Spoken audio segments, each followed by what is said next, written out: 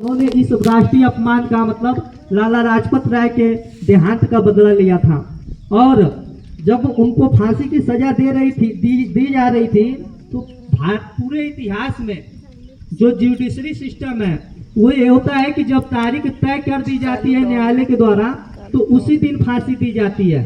लेकिन पूरे इतिहास में पहली बार ऐसा हुआ था कि फांसी की सजा जो तारीख तय की गई थी उससे एक दिन पहले दी गई थी।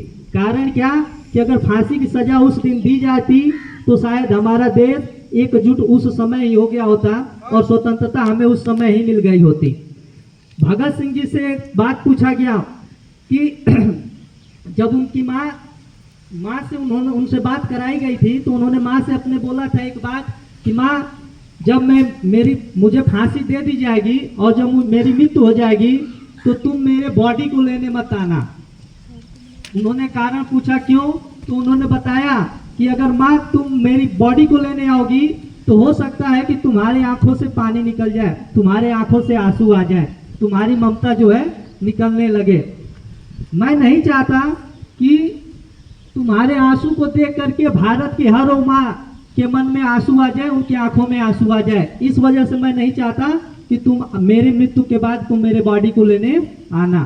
तो आप कल्पना करिए ऐसी साहस, ऐसा सपूत भारत के इतिहास में मिला हुआ है जिसको हम लोग जिसकी शौर्य गाथा को गाते हैं। ठीक है, तो ये रहा। और आप ये समझिए कि 15 अगस्त 1947 को हमें आज़ादी मिली। आज़ादी की जो लड़ाई है वो सिर्फ एक दिन नहीं था। ऐसा नहीं है कि 15 अगस्त को दिन हमें अचानक से हमें आज़ादी मिल गई है। इसके पीछे लाखों, हजारों, करोड़ों की संख्या में लोगों ने बलिदान दिया हुआ है।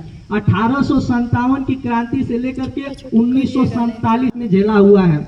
और गुलामी की आज़ादी जो है कि इसी वजह से हम लोग इसको शौर्य गाथाओं के साथ याद करते हैं कि आने वाली भावी पीढ़ी जो वो इस महत्व को समझे कि गुलामी क्या है और भविष्य में कभी ऐसा षड्यंत्र का शिकार ना बने कि हम फिर जो है गुलामी की जंजीर में जकड़े जाए। इस वजह से बेटा हम सभी लोग इतने शौर्य के साथ हर वर्ष 15 अगस्त मतलब आज़ादी की दिवस मनाते हैं।